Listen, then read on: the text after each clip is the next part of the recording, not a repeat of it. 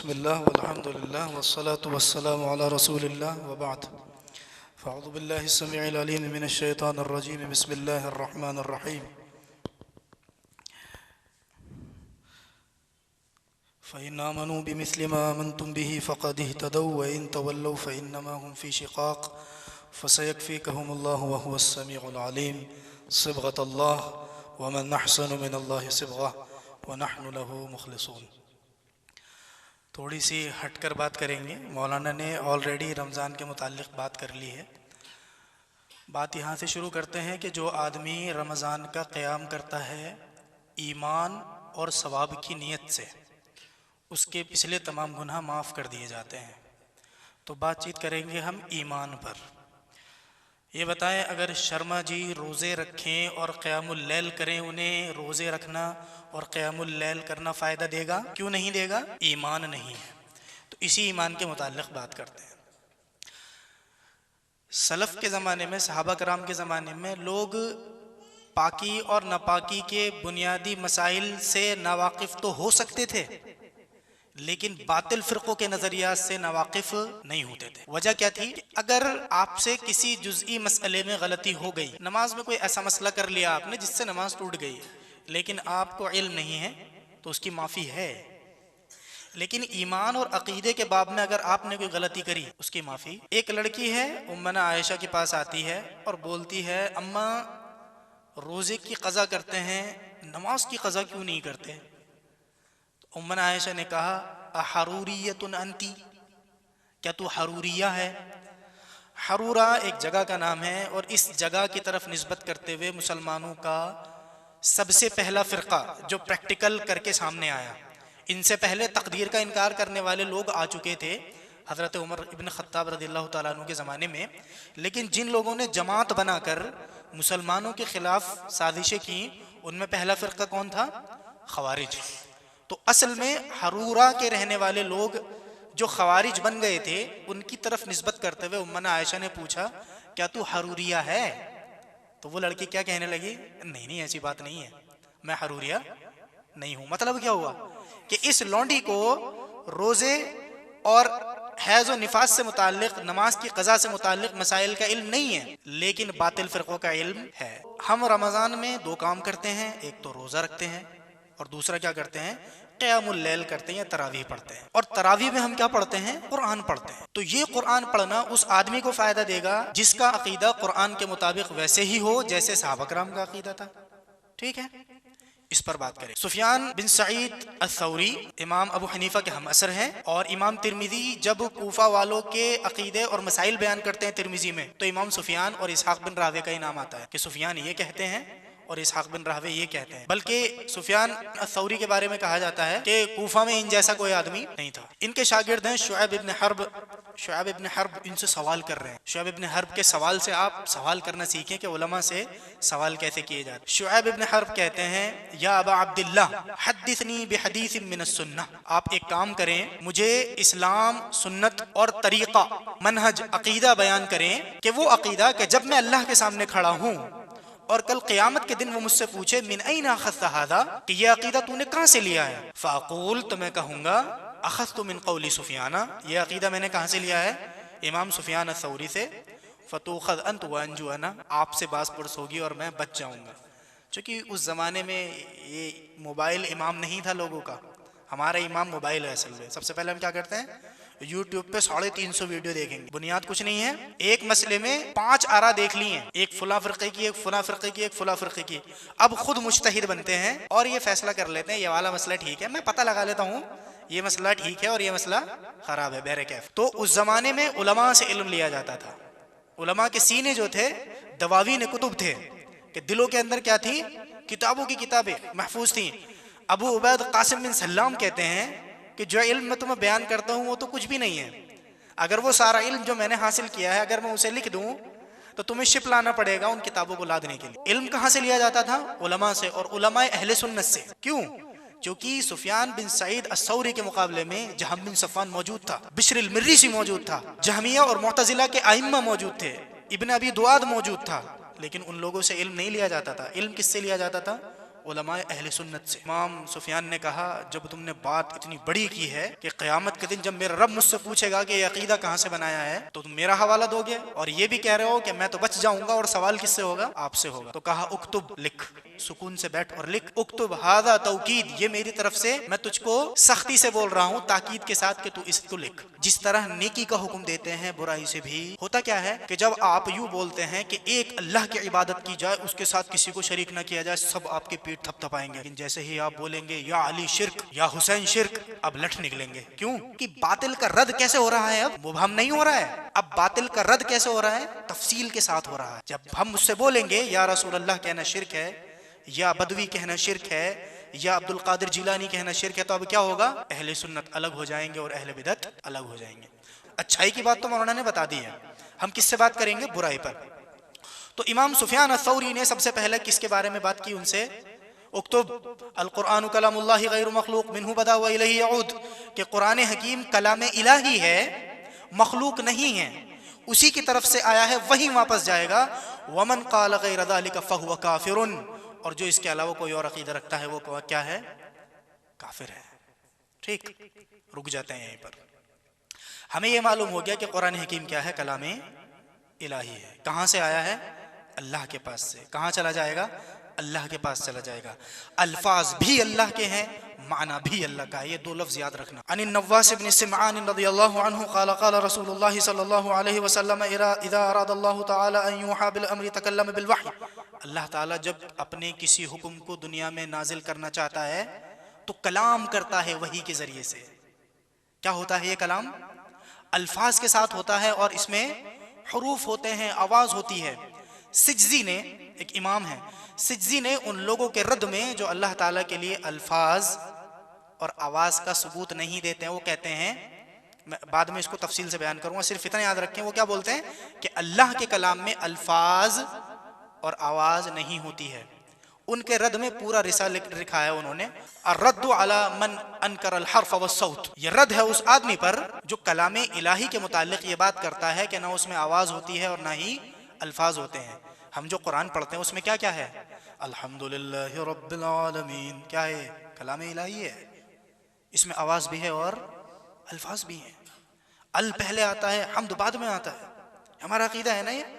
اب ہم آپ کو بتائیں گے باطل فرقوں کی کیا سمسیا ہے، کہ اللہ تعالیٰ جب اپنے بندوں میں کوئی امر نازل کرتا ہے تو وحی کے ذریعے سے کلام کرتا ہے، اخذت السماوات منہ رجفہ، اور آسمان کانپنے لگتا ہے، او قال رعدہ، یا آندھی جو ہمارے یہاں ہوتی ہے رعد جسے بولتے ہیں، اس طریقے کی کیفیت ہوتی ہے۔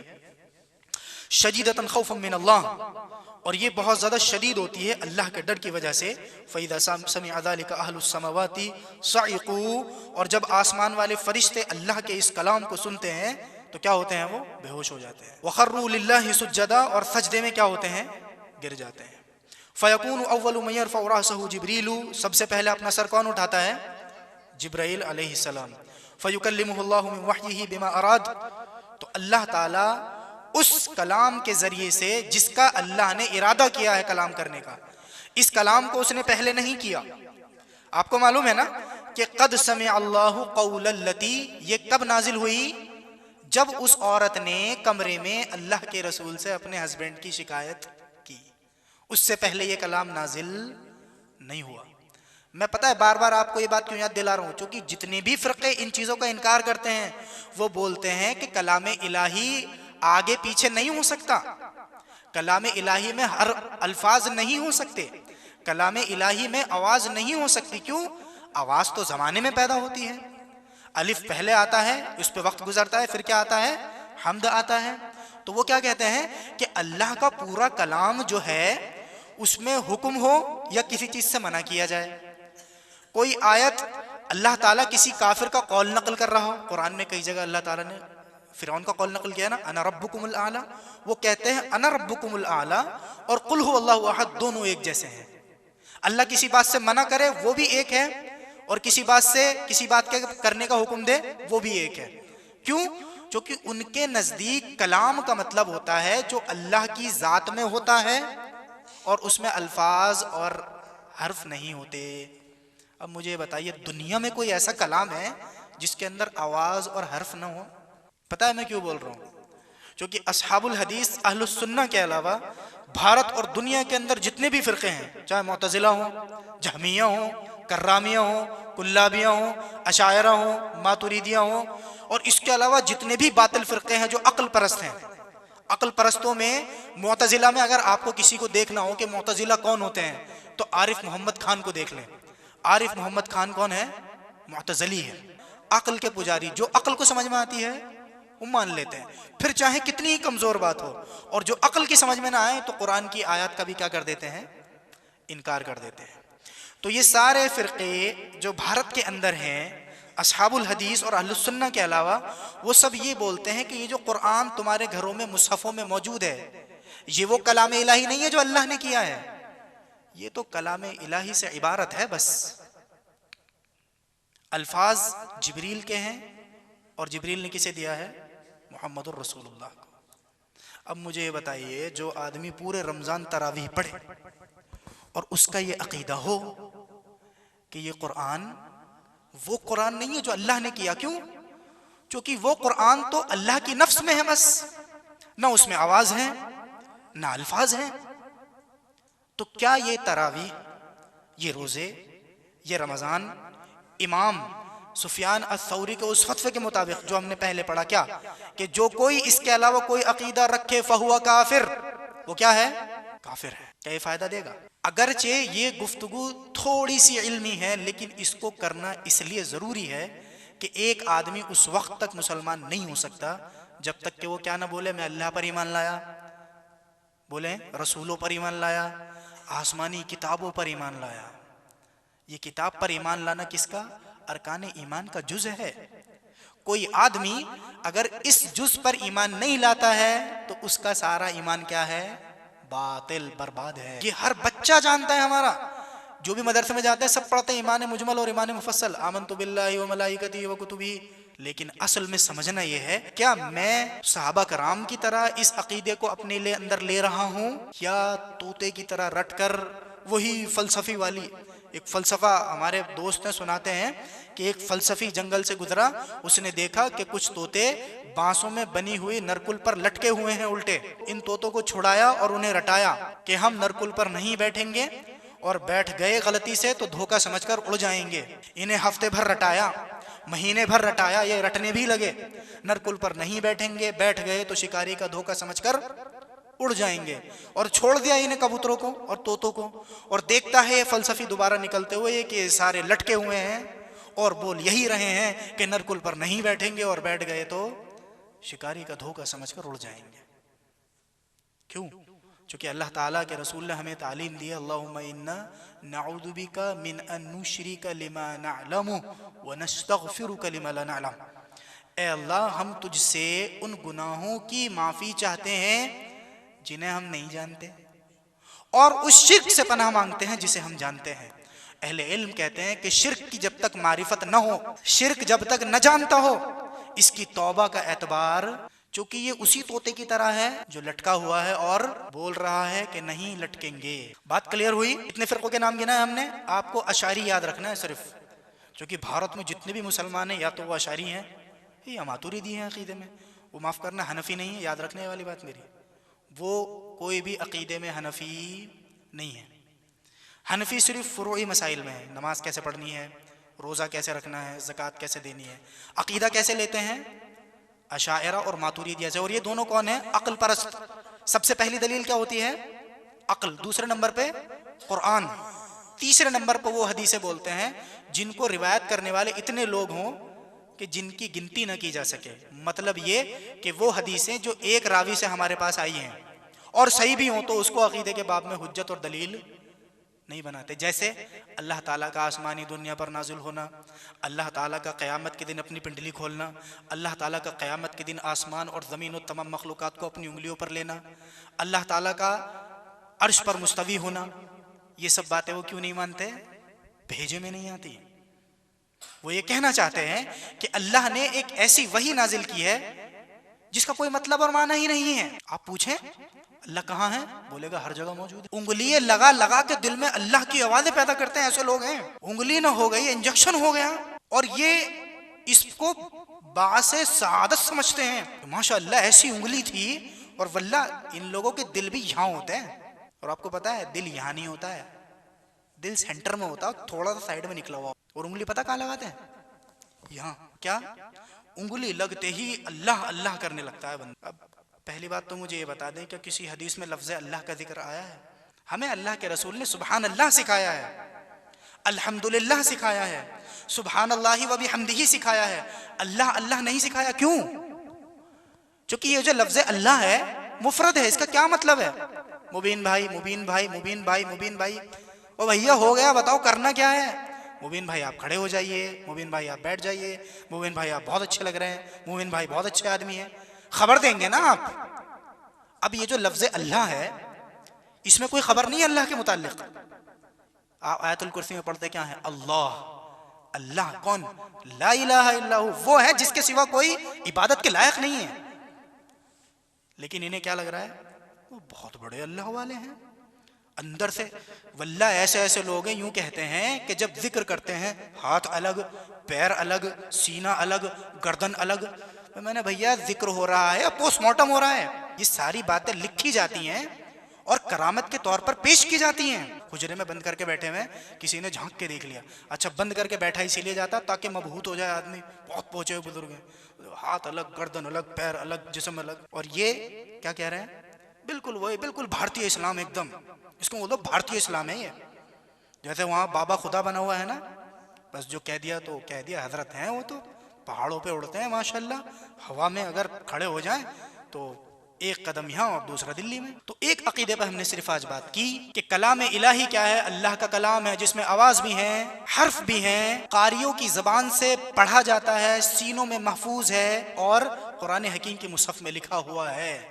یہ سب کچھ کیا ہے؟ کلام الہی ہے. ہم اس میں فرق نہیں کرتے. اللہ کے متعلق اللہ نے پازیٹیو باتیں بتائی ہیں. اللہ وہ ہے جو ایسے کرتا ہے ویسے کرتا ہے نا، حی ہے، قیوم ہے، رزق دیتا ہے، بچے پیدا کرتا ہے. لیکن جو بدعتی ہوتے ہیں وہ پتہ ہے کیا بولتے ہیں؟ اللہ نہ آگے ہے، نہ پیچھے ہے، نہ اوپر ہے، نہ نیچے ہے، نہ دائیں ہے، نہ بائیں ہے، نہ آتا ہے، نہ جاتا ہے، نہ ہنستا ہے، نہ خوش ہوتا ہے. کس کی ڈیفینیشن بیان کر رہے ہیں بھائی؟ اللہ کی صفات منفیہ کو تفصیل سے بیان کرتے ہیں، اور قرآن اللہ کی صفات مثبتہ کو تفصیل سے بیان کرتا ہے. جو صفات کمال ہیں، اللہ لا الہ الا ہو، الملک، القدوس، السلام، المؤمن، المہیمن، العزیز، الجبار، المتکبر، سبحان اللہ عما یشرکون، هو اللہ الخالق البارئ المصور، لہ الاسماء الحسنى. قرآن کیا کہہ رہے ہیں؟ تفصیل سے اللہ تعالیٰ کی صفات کمال بیان کرتا ہے. اور جو بدعتی ہوتا ہے وہ اللہ تعالیٰ کے متعلق صفات منفیہ کو تفصیل سے بیان کرتا ہے. آیت الکرسی میں صرف ایک منفی صفات کا ذکر ہے، لا تأخذہ سنۃ ولا نوم. نیند تو نیند ہے، اونگ بھی نہیں آتی ہے. صرف ایک منفی صفات ہے. اس کے علاوہ کیا ہے؟ ساری مثبت صفات ہیں. سب کچھ زمین و آسمان میں اسی کا ہے. کون ہے جو اس کے سامنے سفارش کرے بجز اس کے جس کو اللہ اجازت دے؟ اس کی کرسی نے زمین و آسمان کو گھیر رکھا. اور یہ کیا بولتا ہے؟ ہر جگہ اللہ ہے. معلوم ہے آپ کو وہ آدمی جو یہ عقیدہ رکھتا ہے کہ اللہ ہر جگہ موجود ہے، ابو جہل اور ابو لہب سے خطرناک عقیدہ ہے اس کا. کیوں؟ وہ بھی نہیں مانتے تھے اللہ ہر جگہ موجود ہے. آپ کو معلوم ہے اس کا مطلب کیا ہے؟ اکفر الکفر ہے یہ. اس سے بڑا کفر دنیا میں پیدا ہی نہیں ہوا. وہ کہتے ہیں 35.5 کروڑ خدا ہیں. عیسائی بولتے ہیں عیسیٰ، مریم اور روح القدس ٹرینٹی کا عقیدہ ہے.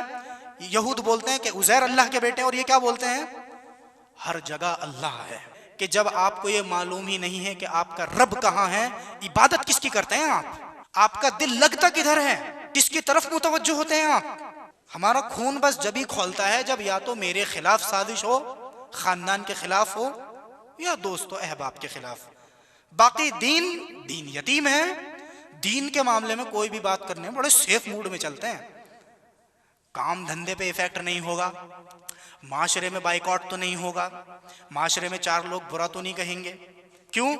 چونکہ یاد رکھے جب بھی حق کی دعوت دی جاتی ہے تو فرعونی قسم کے لوگ پتہ کیا بولتے ہیں موسیٰ سے؟ یہ چاہتا ہے کہ تم کو تمہارے دین سے پھیر دے اور زمین میں فساد مچائے. فتنہ اور فساد آپ کے سامنے جوڑ دیں گے. جب بھی دعوت حق دی جائے گی فرعونی قسم کے لوگ کیا ہوتے ہیں؟ وَيُظْهِرَ فِي الْأَرْضِ الْفَسَادَ. موسیٰ علیہ السلام کو کیا بول رہا ہے یہ آدمی؟ مطلب جو خود اپنے آپ کو خدا بول رہا ہے وہ کیا بول رہا ہے موسیٰ کے بارے میں کہ یہ موسیٰ جو ہے کیا چاہتا ہے زمین میں فساد چاہتا ہے. کیوں؟ چونکہ وہ کہتے تھے کہ اللہ ہی کی بات بات ہے باقی سب رسول کی بات بات ہے باقی سب بڑے ہوئے سارے بڑے ہیں ہمارے نزدیک رسول کے مقابلے میں کوئی بڑا ہماری سرشت لا الہ الا اللہ اللہ کے علاوہ کسی کی عبادت نہیں محمد الرسول اللہ بات صرف محمد الرسول اللہ کی مانی جاتی ہے اور تمام لوگوں کی بات ان کی بات کے فَيُكَلِّمُ اللَّهُ مِنْ وَحْيِهِ بِمَا أَرَادَ تو اللہ تعالیٰ اپنی وحی کے ذریعے سے کلام کرتا ہے. اس کلام کو کون سنتے ہیں؟ جبرائیل سنتے ہیں. اس کلام کے اندر کیا ہوتے ہیں؟ الفاظ ہوتے ہیں اور آواز ہوتی ہے. میں اس بات کو اتنی بار دہراؤں گا اس درس میں تاکہ آپ کو یاد ہو جائے تاکہ کوئی اہل بدعت آپ کو آ کے پریشان نہ کرے. ثم يمر جبریل علی الملائکہ اور پھر اس بات کو لے کر ملائکہ کس کے پاس جاتے ہیں؟ جبریل علیہ السلام دوسرے فرشتوں کے پاس اور انہیں یہ بات کیا ہوتے ہیں بتا دیتے ہیں. کلما مر بسماء سألہ ملائکتہ ماذا قال ربنا جیسے ہی کسی آسمان سے جبریل علیہ السلام گزرتے ہیں تو فرشتے پوچھتے ہیں ہمارے رب نے کیا بولا. ایک حدیث میں آتا ہے کسلسلۃ الجرس علی الصفوان جیسے پتھر پر زنجیر ماری جاتی ہے اس انداز کی آواز ہوتی ہے جو اللہ تعالیٰ کلام کرتا ہے. لیکن اس کا قطعی مطلب یہ نہیں ہے کہ وہ آواز جو کہ کبھی کبھی ایسا ہوتا ہے کہ ہمیں کچھ آواز سنائی دیتی ہے لیکن اصل میں وہ آواز وہ نہیں ہوتی. مثال کے طور پہ چیٹیوں کا کنگڈم ہے. چیٹیاں 4 طریقے سے بات کرتی ہیں. ایک تو ٹچ کر کے بات کرتی ہیں زبان سے بات کرتی ہیں اشارے سے بات کرتی ہیں ٹچ الگ ہے اشارہ الگ ہے اور ایک کیمیکل ریلیز کر کے بات کرتی ہیں. یہ دنیا کی اکیلی مخلوق ہے جو 4 طریقے سے بات کرتی ہے. ہم نہیں کر سکتے 4 طریقے سے بات لیکن چیٹیں کتنے طریقے سے کرتی ہیں 4 طریقے سے. سوال یہ ہے کیا ان کے اس کلام کو سلیمان علیہ السلام نے سنا تھا یا نہیں؟ لیکن دوسرے لوگوں کی سمجھ میں آیا. کیوں؟ علمنا منطق الطیر وَأُوتِينَ مِن كُلِّ شَيْءٍ سلیمان علیہ السلام نے کہا کہ ہمیں پرندوں کی لینگویج سکھائی گئی ہے. ابھی میں چائنیز میں تقریر کرنے لگوں تو بظاہر کلام ہے نا لیکن آپ کے لیے کلام نہیں ہے.